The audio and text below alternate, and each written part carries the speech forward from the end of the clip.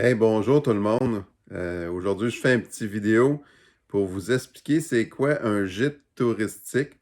Oui, en fait, un gîte touristique, souvent les gens, souvent les gens arrivent ici, puis c'est la première fois qu'ils mettent les pieds dans un gîte touristique, surtout depuis la pandémie, les Québécois, et c'est pas leur style d'hébergement qui ont l'habitude de côtoyer. Il y en a que oui, là, mais c'est plus des Européens qu'on a l'été.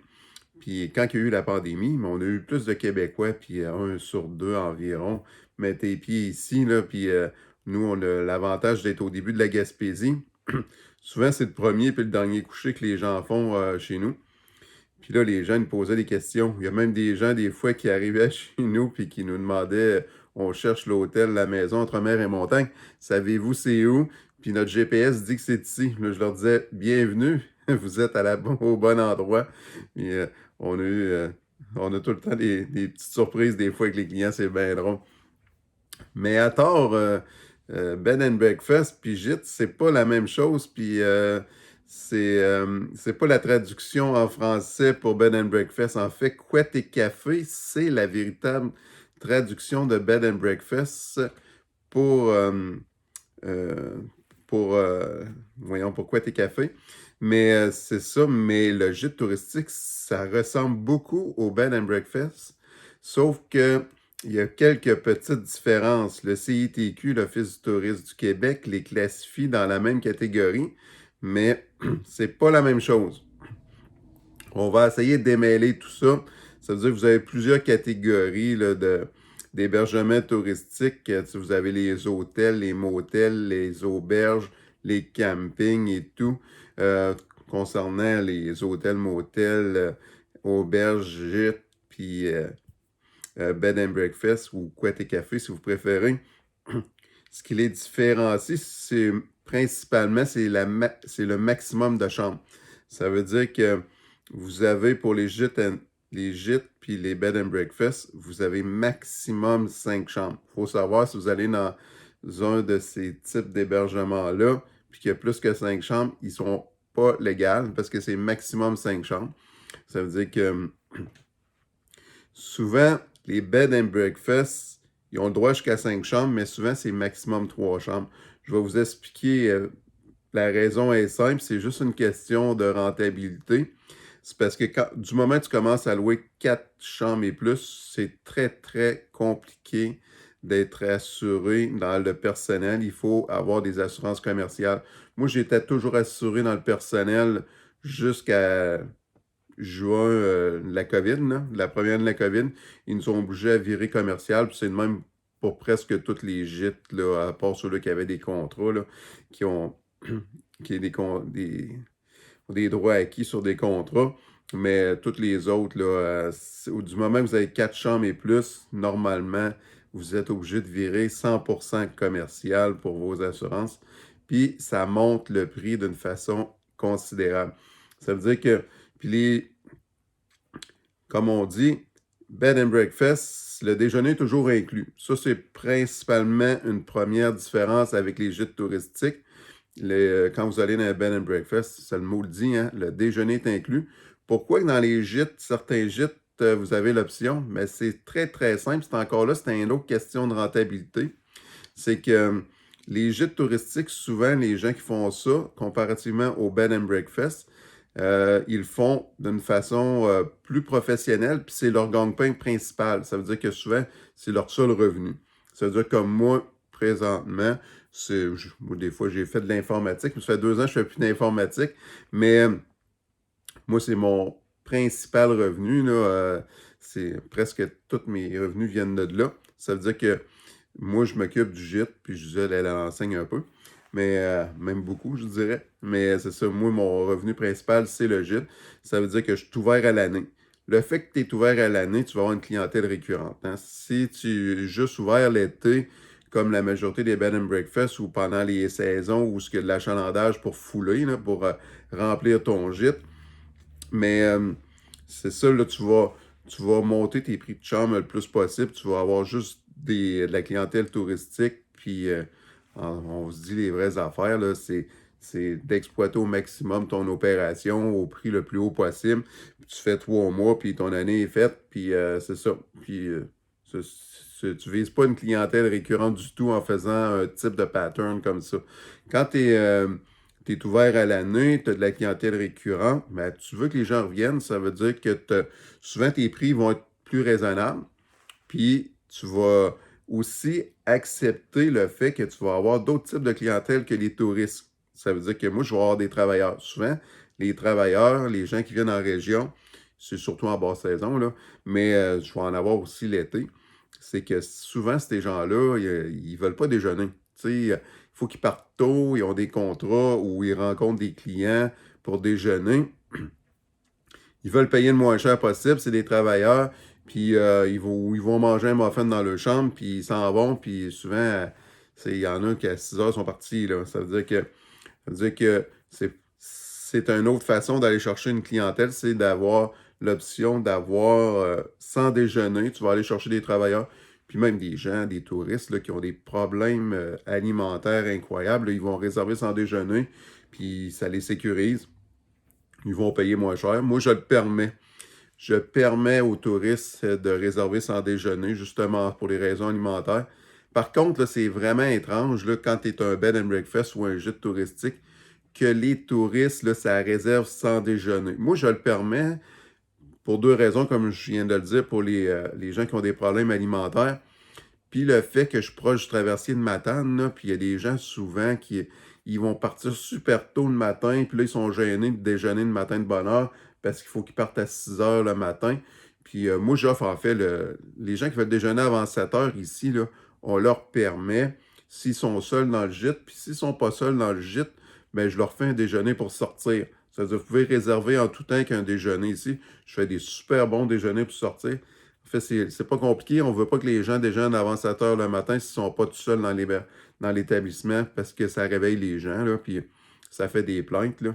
Mais c'est ça. Sinon, les gens descendent tranquillement. Je leur fais un petit sac.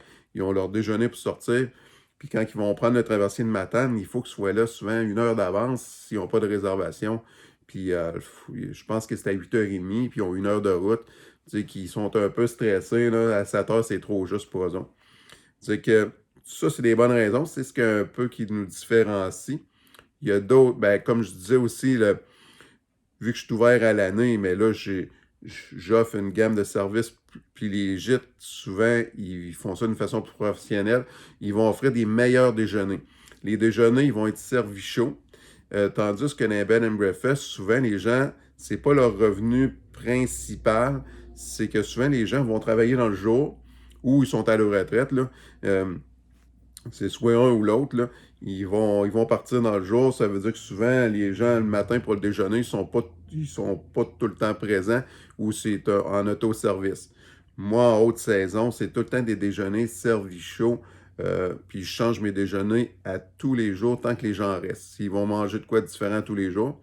En basse saison, là, de novembre à mai, comme je suis pas plein, là, c'est trop compliqué de gérer ça. Ça veut dire que là, je vais au déjeuner continental, j'ai plein de choix, mais c'est des choses qui.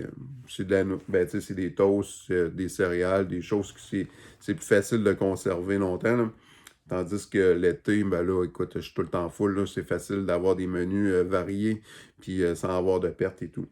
Ça veut dire que aussi, j'essaie de me souvenir d'autres différents. C'est ça veut dire que comme les bed and breakfast, souvent les gens, comme ils travaillent ailleurs, ben, ils vont avoir des déjeuners moins élaborés le matin.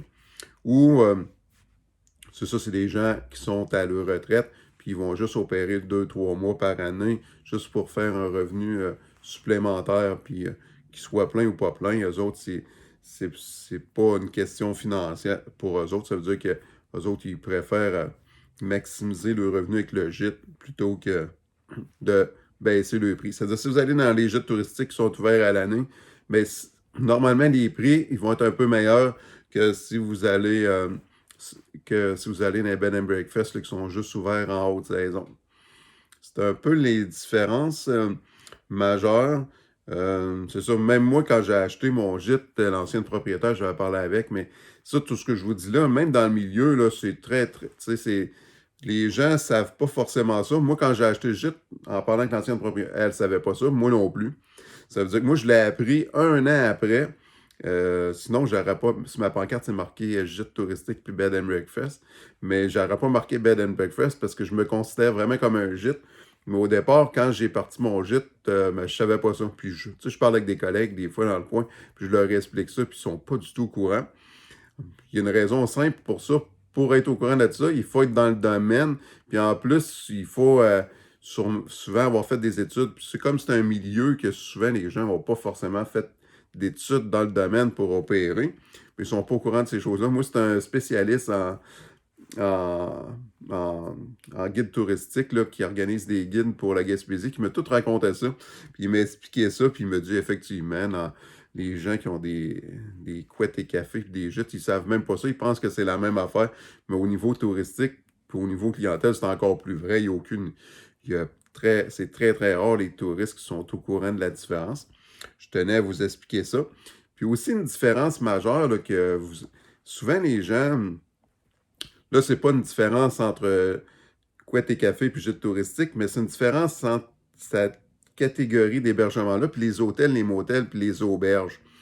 Les hôtels, les motels puis les auberges, eux autres, là, c'est 100% commercial. Eux autres, c'est pas dans les maisons privées parce que les gens sont souvent, ils sont titillés souvent au fait que les heures d'arrivée dans les gîtes et bed and breakfast, ils sont limités. Oui, c'est normal qu'on est limité. Ça veut dire que nous, on est dans notre maison. On a des contraintes. On n'est pas commercial. On n'est pas soumis aux lois commerciales comme dans les auberges, les hôtels, les motels, où ils vont avoir des employés. Ils vont avoir des accès pour les handicapés et tout. Nous, c'est dans notre maison. Ça veut dire que chaque gîte a ses circonstances particulières pour opérer. Je donne un exemple. Tu sais, Gisèle, elle enseigne à l'école de septembre à juin. Ça veut dire que moi, de septembre à juin, si je n'ai pas d'employé, je ne réussis pas à avoir d'employé. Là, c'est le cas depuis 1 an. Je suis seul à faire le ménage. Quand j'ai 5 départs, oubliez ça, je ne peux pas accueillir les gens avant 16 heures. C'est impossible. Puis si j'ai juste 3 chambres à faire, puis je finis à 14 heures, mais j'en profite pour faire un petit somme puis me reposer. C'est-à-dire quand, tu sais, je suis tout seul ici, là, puis là, le matin, je me lève à 5 heures du matin, j'ai pas d'autres employés. Ça, il faut bien comprendre ça, puis respecter dans les gîtes, puis les couettes et cafés. Souvent, c'est juste les propriétaires qui sont là, puis ils peuvent travailler ou ils peuvent avoir des rendez-vous, puis c'est comme ça, puis les conditions sont claires. Il ne faut pas arriver avant l'heure d'arriver. Ça cause des problèmes. C'est sûr que ça cause des... À chaque année, j'ai des gens qui sont frustrés de pas arriver. Ils me sortent toutes sortes d'histoires pour pouvoir arriver 2 heures d'avance. Moi, j'ai des gens, des fois, qui arrivent ici à 11 heures le matin là, pour prendre leur chambre. Là. À toutes les années, on a des cas comme ça. Là, puis là, tu les revires d'abord, puis là, ils ne comprennent pas. Là. Mais les chambres, des fois, sont même pas faites, puis les gens arrivent. Ils sont même pas faites. Les gens arrivent. Mais tu sais, dans un hôtel, puis en plus, nous autres, on a un inventaire différent pour chaque chambre. Ça veut dire que quand tu réserves chez nous la chambre La Riveraine, mais je suis obligé de te donner la chambre La Riveraine parce qu'elle a un prix, puis elle a un inventaire de chambres, des meubles que les autres n'ont pas. Tu sais, ils ont tous des lits, inquiétez-vous pas. Mais, tu sais, La Riveraine, elle a une salle de bain privée, mais tu sais, quand tu vas à l'hôtel tu réserves une chambre, souvent, ils vont avoir 15 chambres pareilles, 15-20 chambres d'un autre type. Il y en a toujours une qui est prête, qui peuvent vous donner. Ça veut dire que quand vous allez dans un hôtel, un motel ou une auberge, souvent, c'est des chambres standards. Ça veut dire qu'ils sont toujours capables de vous accommoder. Puis les heures d'arrivée, c'est pour ça que dans les hôtels, souvent, le standard, là, c'est à peu près 14 heures. Entre 1 heure et 14 heures, tu peux arriver dans les hôtels. Puis les motels, c'est toujours, ils sont toujours, ça ne change rien à leur vie. Les autres, l'employé est là, il vous donne les clés de la chambre et c'est comme ça. Mais pas chez nous. Ça veut dire, moi, si le client il est parti à 11 heures parce qu'ils peuvent quitter jusqu'à 11 heures, puis tu arrives à 2 heures, puis j'ai commencé à faire le ménage dans les autres chambres, la chambre n'est pas prête, puis s'il me reste les planchers à faire, les planchers, souvent, je les fais dans le coin de 15 heures. Là. J'arrive à la fin de mon ménage, je veux pas que des clients se promènent dans le gîte en pilant sur mes planchers, là, si les planchers sont pas secs. Mais c'est toutes des contraintes comme ça. Puis il n'y a rien qui empêche que moi, je peux avoir. Il faut que j'aille faire l'épicerie. Ça veut dire que souvent, je vais à la course vers 15 heures faire l'épicerie. Je m'en vais à Saint-Anne-des-Monts, 15 minutes, une petite demi-heure. Des fois, j'arrive à 16 heures moins quart, je dépaque mon épicerie, puis les clients arrivent. Ça veut dire que c'est toutes des contraintes. Ça veut dire qu'il faut savoir ça. Puis, depuis quelques années, les gens aussi, ça, c'est, tu sais, on sait que les gîtes puis les bed and breakfast, c'est une façon de s'héberger qui est beaucoup moins chère que l'hôtel, les motels, puis les auberges. Mais c'est de moins en moins vrai à cause, qu'est-ce que je vous ai dit tantôt, de l'augmentation des assurances qu'on a eues. Puis aussi, la pénurie de main-d'œuvre fait que les gîtes, les bed and breakfast sont souvent, avant c'était reconnu, là, surtout les bed and breakfast, c'est souvent des une nuit. Les gîtes touristiques, on vise surtout plus de nuit. Mais dans les couettes et cafés, je change de terme anglais-français, là, mais dans les bed and breakfast, souvent c'est juste une nuit, c'est les gîtes du passant qu'on appelle, tu dors une nuit, tu t'en vas, puis tu continues ton chemin, tu peux dormir plus qu'une nuit. Là, tout le monde veut que les gens restent plus qu'une nuit, c'est moins de ménage, c'est moins de problèmes.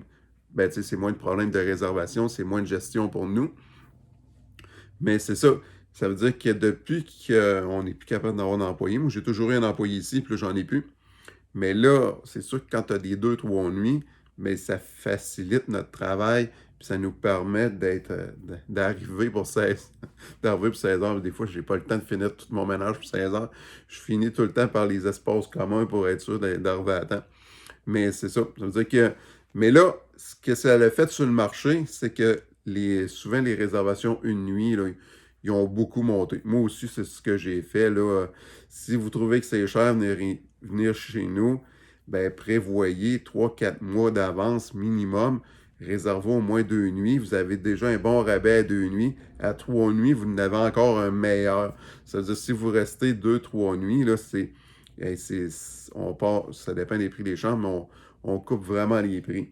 Ça veut dire que ça, c'est intéressant à voir. Comme tantôt, j'ai un client qui a appelé, là, mais il ne le disait pas, là, mais tu voyais, il dit, je vais vous rappeler, mais il sentait que c'était cher, 110 pièces la nuit, salle de bain partagée, avec, ben, tu sais, c'est une vue sur la mer, des lits queen, c'est des super grandes chambres, mais c'est sûr, 110 pièces la nuit, pour une nuit, mais ça revient cher. Mais si tu réserves 2 nuits, si tu tombes déjà à 190, ça revient moins cher.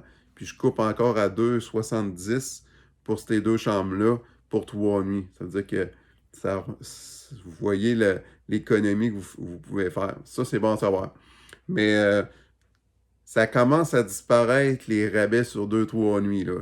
Ça, là, je le vois dans le marché. Là, il y a beaucoup de monde qui ont complètement coupé ça de leur liste de prix. Mais moi, je l'offre encore autant en haute saison. Ça veut dire profitez-en. Dans le lien de la description aussi, vous avez les disponibilités que vous pouvez consulter, puis nos prix et toutes les options. Tout est là. Gênez-vous pas. Je commence à pas mal être plein pour cet été, là, je vous le dis. Il me reste encore vous faites encore réserver 2, 3 nuits, mais c'est sûr que pour avoir le rabais, il faut rester dans la même chambre. Là, des fois, à un moment donné, je suis obligé de changer les gens de chambre parce que c'est pas disponible. J'ai pas de chambre libre pendant 3 jours. Mais j'en ai encore. J'en ai encore. Ça veut dire que sur le tableau de réservation, vous ne voyez pas les chambres qui sont disponibles. Là, vous avez juste un aperçu, mais appelez-moi ou écrivez-moi. Je vais vous dire si le rabais est applicable dans ces journées-là. Puis je vous souhaite une très belle été. Le printemps est arrivé. On a presque plus de neige sur le bord de la côte ici. Là, je me souviens pas quelle date qu'on est, là, mais on est dans le coin du 20, on est le 27 mars, je crois. On a presque plus de neige sur le bord de la côte. Dans les montagnes, il y a encore un peu de neige. C'est pas encore les conditions, mais si dans les prochains jours, ça vous tente de venir marcher en montagne en raquette, c'est encore possible. C'est pas les meilleures conditions. C'est l'hiver où c'était les moins belles conditions. Mais j'ai encore des clients cette semaine qui s'en viennent faire de la raquette ou du ski, je sais pas encore. Mais c'est encore possible pour encore une semaine, je dirais. Après ça, ça va être compliqué. Ben, je vous souhaite une bonne journée, puis au plaisir de vous revoir. Bye bye.